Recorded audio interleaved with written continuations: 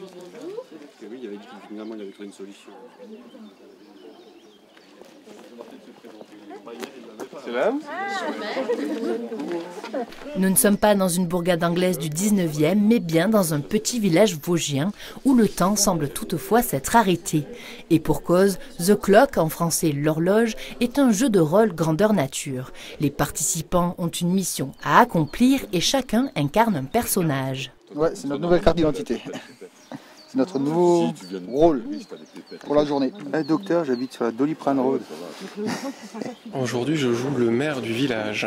Je suis Victoria Rubis, journaliste au journal The Button. Je suis apprentie détective auprès de Sherlock Holmes.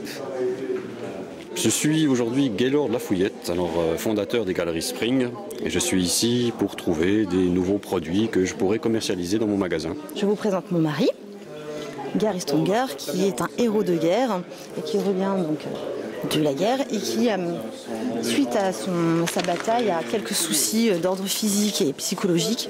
Et donc je cherche à soigner mon mari. C'est un plaisir aussi d'avoir ce grand concours d'invention, des grands scientifiques qui font la réputation de notre grande nation entre nos murs. Quel plaisir! J'espère que tout se passera bien pour vous. En avril dernier, à Xaronval, au nord d'Épinal, une trentaine de personnes ont revêtu leurs plus beaux costumes pour participer à The Clock. Ce jeu de rôle grandeur nature met en scène un faux concours d'invention scientifique dans la haute société londonienne. Le scénario évolue dans un univers fantastique, le steampunk, un monde imaginaire où la vapeur est la principale source d'énergie. J'ai quand même quelques petites choses à présenter, Mais votre invention est au fond de l'eau. Oui. Et impossible de la récupérer? Impossible. Inspiré par des œuvres de fiction comme 20 000 lieues sous les mers, le GN, abréviation pour grandeur nature, est apparu dans les années 80 et il est aujourd'hui pratiqué dans le monde entier. Dans le Grand Est, 28 associations sont recensées par la Fédération française de GN, mais la plupart ne proposent que des jeux de combat comme l'airsoft ou le paintball. C'est pourquoi, fin 2017, 4 Meurthe-et-Mosellans créent alors l'association Les Petits Croustillants. Ce jour-là, ils organisent leur premier jeu de rôle grandeur nature. On a été joueurs, on a été personnages non joueurs et on avait aussi envie de passer de l'autre côté de la barrière et de créer, de donner aussi ce qu'on avait nous dans notre tête. Je pense que pour cette pièce-là, on est pas mal. On touche vraiment à tout. Là, on a chacun une machine à coudre, donc on fait beaucoup de couture. Tout ce qui va être création d'objets, avec ça peut être du papier mâché, mais aussi d'autres matériaux, du Worbla, de la mousse, tout ce qui peut être utilisé, jusqu'à même l'imprimante 3D pour fabriquer plein d'objets. Donc là, c'est une base de bouteilles plastiques et de papier mâché. Donc avec pas grand-chose, on peut faire des petites choses sympas. Autre étape importante de l'organisation, l'attribution des rôles. Les joueurs choisissent le personnage qu'ils souhaitent incarner et se préparent plusieurs semaines en avance. On reçoit des feuilles qui nous indiquent un petit peu le caractère de notre personnage. C'est pas nous qui avons choisi l'invention, on nous l'a en quelque sorte imposé sur cette feuille qu'on appelle le background, qui explique du coup un petit peu l'historique de notre personnage, comme son caractère, sa manière de réagir, ses connaissances, enfin les fréquentations qu'il peut avoir durant le GN, pour qu'on puisse savoir à l'avance quand on tombe sur quelqu'un si cette personne on la connaît, si on ne la connaît pas, est-ce qu'on doit se présenter, est-ce qu'on doit se saluer fraternellement. Allons-y. Je vous en prie, venez. Voilà, souhaitez-vous un petit peu.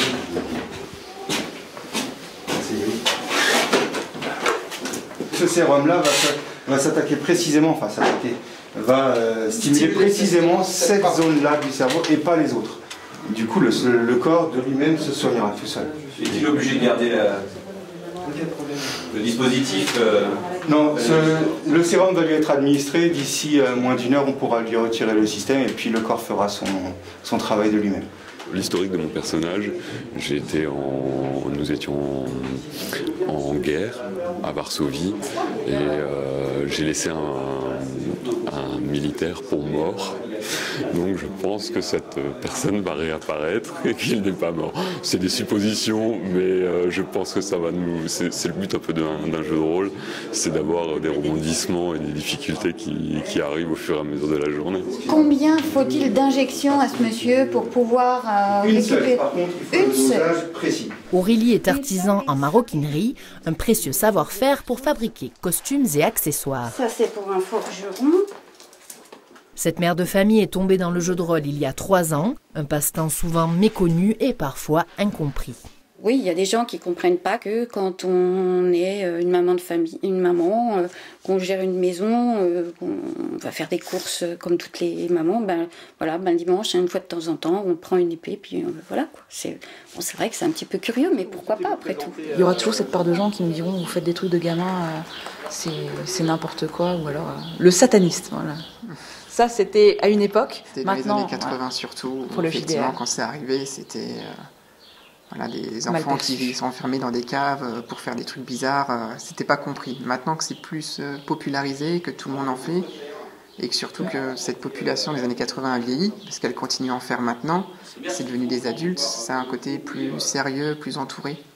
Et ça passe aussi par le biais de toutes ces conventions maintenant qui ont avec beaucoup de cosplay, beaucoup d'ouverture sur d'autres cultures. Et cette culture-là du jeu de rôle ou du GN commence à être un peu plus connue. J'ai commencé par du jeu de rôle plateau, papier, style Risque ou Donjons et Dragons. Et petit à petit, c'est une évolution du rôliste. Avec l'essor des escape games et des murder parties, de plus en plus de curieux se laissent tenter par l'univers du jeu de rôle. C'est la première fois que je fais ça, donc je suis un peu stressée, je sais pas trop quoi faire, mais ça a l'air très intéressant. C'est votre premier jeu de rôle ? Ah oui, tout premier.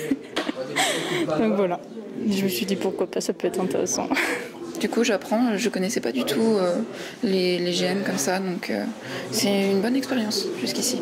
Je suis impressionnée, je suis admirative devant ce qu'ils disent, devant comment ils font en fait. C'est votre premier jeu de rôle aujourd'hui ? Tout à fait, c'est mon premier. Ouais.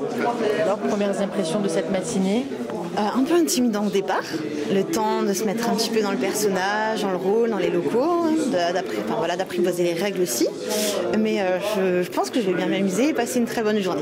Un petit biscuit peut-être. C'est gentil. Ils sont un peu durs, vos petits biscuits.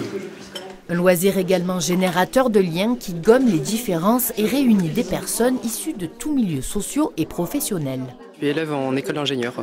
Secrétaire comptable. Ma sœur kinésithérapeute. Je suis monitrice éducatrice auprès d'adolescents déficients intellectuels. On peut croiser des ingénieurs, des gens comme moi, simples chauffeurs-livreurs, des gens qui travaillent dans le social, des médecins, de tout. Il n'y a pas d'exception au niveau des personnes qui fréquentent ce genre de jeu. Ça permet de rencontrer des gens qu'on n'aurait pas forcément rencontrés dans la vraie vie, comme on dit. Aujourd'hui, il n'y a que 4-5 personnes que je connaissais avant. Sinon, tous les autres, je vais les rencontrer aujourd'hui. Mademoiselle, vous voyez dans le journal que cette année, vous étiez peut-être favorite ? On verra bien, l'avenir nous le dira, mais j'espère qu'en invention, on va faire changer les choses. Ça passe déjà dans la tenue, parce qu'à l'heure actuelle, de toute façon, on juge déjà les personnes au physique. On voit une personne, on voit comment elle est habillée, et tout de suite, on la met dans une catégorie. Là, vu qu'on est en costume, tous des costumes d'époque ou des costumes faits sur mesure, on ne peut pas déjà mettre ces personnes dans des catégories-là. Donc déjà de base, il y a une ouverture d'esprit, on va vers la personne, on ne sait pas d'où elle vient, on ne sait pas quelle musique elle écoute, on ne sait pas comment elle s'habille. Donc déjà, il y a toute cette segmentation qui n'est pas faite. Chez les ménétriers, c'est une passion qu'on partage en famille, mais qui peut vite revenir cher. Le tarif varie selon la durée du jeu, de 15 à une centaine d'euros, sans compter l'achat ou la location d'un déguisement. Alors ici, tout le monde met la main à la pâte pour préparer son costume. C'est un loisir comme un autre, donc on récupère pas mal de choses, on fait aussi attention. Récupération, bricolage, couture, les ménétriers participent à plusieurs jeux de rôle grandeur nature par an. Et pour faire des économies, ils doivent faire preuve de créativité. Mais fabriquer ces costumes demande du temps. Recherche de modèles sur Internet, dans des bandes dessinées ou des films fantastiques, des heures de travail sont nécessaires. Ça demande de la recherche pour coller à son personnage. Moi, je sais que je travaille sur l'écriture elfique, par exemple, sur la langue aussi. Bon, voilà, c'est tout un apprentissage. Après, on n'est pas obligé, évidemment, mais c'est le côté sympa du truc aussi. Un engouement qui peut paraître surprenant puisque même le chien porte un nom elfique. Lembas participe au jeu de rôle grandeur nature avec toute la famille et lui aussi doit se déguiser, comme ici, en nécromancien. En plus, elle aime bien parce que c'est des promenades. Pour les géanistes, le jeu de rôle, c'est avant tout une activité qui permet de s'évader du quotidien. On lâche tout. Et on pense qu'à ça et on s'amuse vraiment. C'est vraiment quelque chose de génial. On rompt complètement avec le quotidien. Un week-end de GN, ça vaut 2 semaines de vacances. Ça n'a rien à voir avec la vie de tous les jours. Oui, parce qu'on est au travail, on a le quotidien, voilà, ce qu'on fait tous les jours. Et pendant une semaine, on va peut-être être un chevalier ou être un scientifique, être un médecin de renom. C'est un peu comme faire du théâtre pour moi. C'est la même petite chose qu'on a quand on est sur scène et qu'on joue un rôle, quoi. On est beaucoup plus libre en incarnant un personnage. On peut lui faire n'importe quoi, dire n'importe quoi, entre parenthèses, puisqu'il y a toujours un certain fair play entre les joueurs. Un univers alternatif qui permet de braver les interdits. À plusieurs, vous avez arrêté, massacré des pauvres gens pour leur extirper le cœur de la poitrine. Je trouve que c'est quand même sympa, non ? On n'en parlait plus. Mais dans la vraie vie, je ne rêve pas de... J'espère. De tuer et voler des gens. Hein. Non. On peut tout se permettre tant que les règles du jeu nous l'autorisent. C'est ça, on peut jouer un voleur, ce qu'on ne ferait pas dans la vraie vie, on n'irait pas dérober les bourses des autres personnes. Un voleur ou quelqu'un de méchant dans le sens, par exemple, par ses paroles, ou vraiment quelqu'un qui est impitoyable, qui dirige un monde brutalement, mais toujours dans les conditions du respect de l'autre. Les conditions de sécurité sont vraiment strictes. Si on utilise des armes pour frapper quelqu'un, c'est des armes qui sont en mousse, donc qui ne font pas mal. Donc tout est vraiment réglé précisément question sécurité, mais on peut se permettre, voilà, plein de choses qu'on ne ferait pas forcément dans la vraie vie. Non, mais je trouve que présenter un missile 2 jours après la paix, c'est dommage pour vous en termes de timing. J'explique que c'est une arme de paix et non plus une arme de guerre. Excusez-moi, je suis en train de froisser votre ego, j'en suis vraiment désolée. Ne jetons pas le trouble sur cette assemblée, s'il vous plaît. Tout partait bien, bon enfant, vous nous présentiez un missile. Enfin, continuons. Parfois impitoyable, souvent désinvolte, le GN est avant tout une ouverture aux autres. Pendant la pause déjeuner, les participants tombent le masque pour une seconde rencontre dans le monde réel cette fois. Certains se retrouveront en Bretagne du 11 au 15 juillet pour rejoindre les 1400 joueurs du Candoria, le plus important jeu de rôle grandeur nature organisé en France.